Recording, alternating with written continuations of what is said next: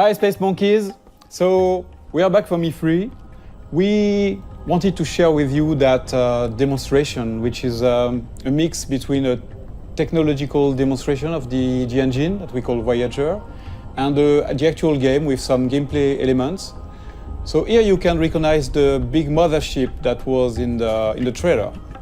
Of course, it's not the same level of quality. This is a work in progress assets. But again, we wanted to share all these materials with you. As you know, the game is in development. We still have a lot of things to do, but it's cool to share with you where we are on that spaceship part. So here, the mothership is like a home, a house for the player. That one is about 400 meters long, and you can have your crew inside, of course your main character, but also your spaceships. So if you start in the game without anything, and you get your first spaceships, even if then later you have a larger spaceship, you can keep the smaller one into the big mothership. That's the same thing for the crew. If you start with one or two members in your crew, then you can have them in your big mothership later. That gameplay mechanic of what we call the Russian dolls, so bigger, smaller into the bigger, and then your characters, is very close to what we had in fact in Beyond Good and Evil 1 when the characters were getting out of the hovercraft. So here we have that monkey, which is my playable main character here, but of course in that game, you can select your character and create your own character. Just to give you a feeling of scale, that ship is about 20 meters long, and the other one, the mothership, is about 400 meters long. I'm going to go close to it so that you can see the size. So when we have large spaceships like that, the good thing, the interesting thing is that they are a real level of gameplay. You can go inside. We have interiors for those big ingredients. So imagine I'm at the beginning of the game. I'm starting the game. I have nothing, but I am like like in Beyond Good and Evil 1, you start without anything, and you have to get some money to like level up and get your first vehicles.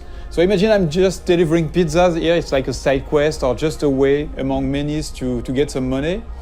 I'm delivering pizzas to those guys. So imagine it's not my spaceship. That's the beginning of the game, and this could be an interesting way to trigger the first ingredients of the adventure, because the spaceship is a playable interior. You can get inside, you can sell your pizza, and then instead of getting out of the ship, you could decide to explore the ship. And why not discover that there is some slavery, some human trafficking and things like that. The good thing is that in Beyond Good and Evil 2, like in the first episode, you can take pictures. So if I'm taking a picture of evidence of the things I'm seeing in the game, then I can share those pictures with the guys in the city, for example, and then I can trigger discussions with those guys based on the picture I took. So that's a very interesting mechanic that can create that feeling that you can explore everything and you can gather informations and share those informations with NPCs, but also between players. Another very interesting thing here is the feeling of scale. Here we know that the players, they will explore everything. They will want to go everywhere. So we need to handle large scale ingredients, like that huge statue, where you can go very close to it and you can look at all the details on the statues. And of course, you can go inside of this kind of statue, and you can also get on top of it. I just want to show you something interesting about the scale and the feeling of scale. So I'm going to land on the top of the statue, and you will realize how big it is.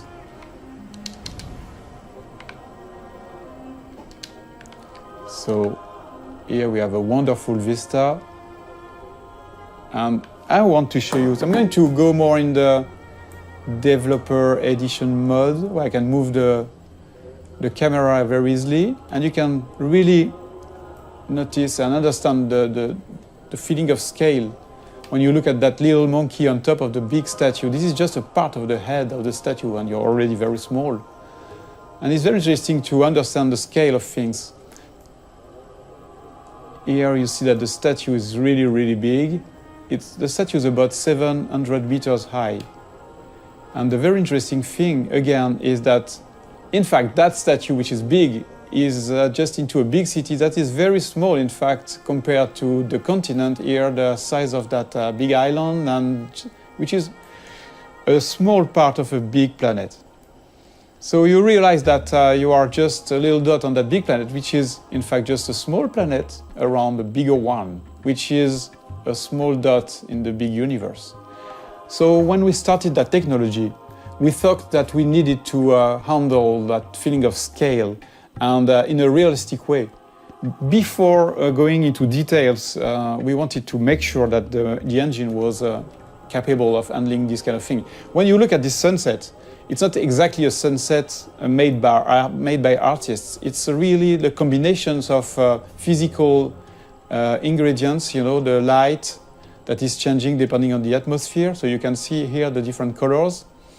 And the fact that, of course, the planet is rotating around in space, around the big planet. So here I'm doing a kind of time lapse. I'm modifying the time so that you can understand better how it works.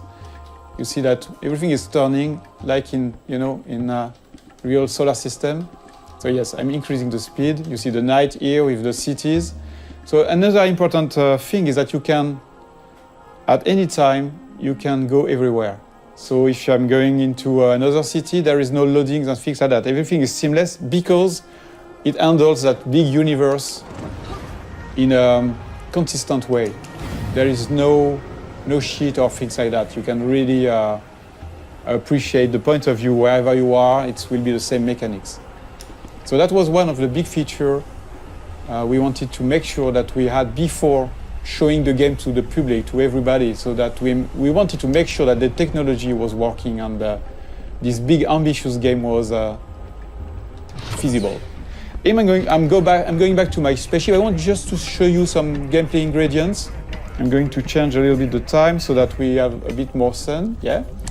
So that spaceship is very, very nice. It's very close to the Beluga we had in Beyond Good and Evil 1. It can handle very large speed, but it's also very easy to do loopings and trigger very fast movements. So it's a dogfighter. I can increase the speed. So this is a classic plane speed we have on Earth. We are about 1,000 kilometers per hour. But you can increase that speed dramatically, like this, for example, and you will see. So the speed is increasing now. You see that it's about 5,000 kilometers per hour. Let's go back in the city so that we can really understand the speed. And I can increase the speed again. Whoa. Use some tricks, movements. And then we are going to do a looping, for example. So you can combine anything, any movements. And the very nice thing too is that you can even increase the speed to 20,000 kilometers per hour, which is a lot. I'm going to try, to drift like that. So at any time you have the drifting mode, you have all these very interesting movements. But of course, the biggest things you want to do in this kind of situation is to go in space. So let's trigger higher speed. And you see this little effect around the spaceship is because of the friction of the atmosphere. If I don't increase my speed, there is no reason to have more friction. But if I'm increasing the speed, you will see that the effect is stronger. And same thing if I'm going very, very fast. So depending on the quantity of atmosphere, you can have a stronger effect. Until you start burning. But you see, with those very high speed, you can really travel very, very far and very fast. Just changing the time of the simulation so that we can appreciate a wonderful view in space. So if I decide to go on this planet or the satellite, which is somewhere around there, I can go there seamlessly. And the more the further you are of the planet, the faster you can go because there's no more atmosphere, so no more friction. So yes, here still have a little friction. But of course you can go back onto the planet whenever you want.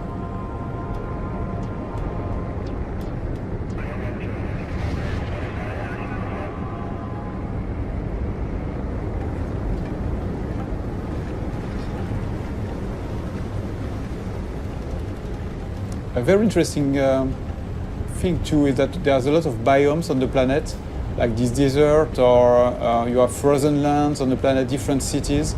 So we don't want empty planets. We want planets with landmarks, with places to explore. There are mountains where you have some monks living there. So they are not empty, repetitive planets. The planets we aim to work on, to make our planets with life. And the planet itself is living somehow. For example, that planet has different, I would say, big biomes. Because that planet, as I told you, is a satellite of the bigger one, the one that is in the foreground. A part of that planet is protected, like the moon. Our moon is a part of the moon is protected by Earth from the big asteroids and meteorites. So here that's exactly the same thing. The cities are built in the safe place where nothing is falling from space. But I will show you a bit later the opposite part of that planet, where you can have real-time giant meteorites, asteroids falling and modifying the planet's ground. The very interesting thing is that this kind of event is connected to the life on the planet.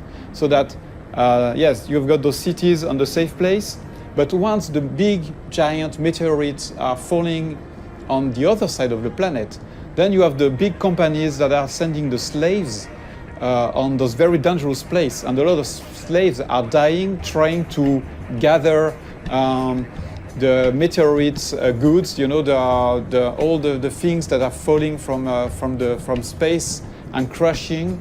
They are taking those rare materials and risking their life. So it's not just about the planet on one side and the story on the other one. The planet and the story are connected, and that's a very important thing for us. So again, let's look at that planet modification process. Okay, so now we are back on the other side of the planet, the side that is bombarded by meteorites.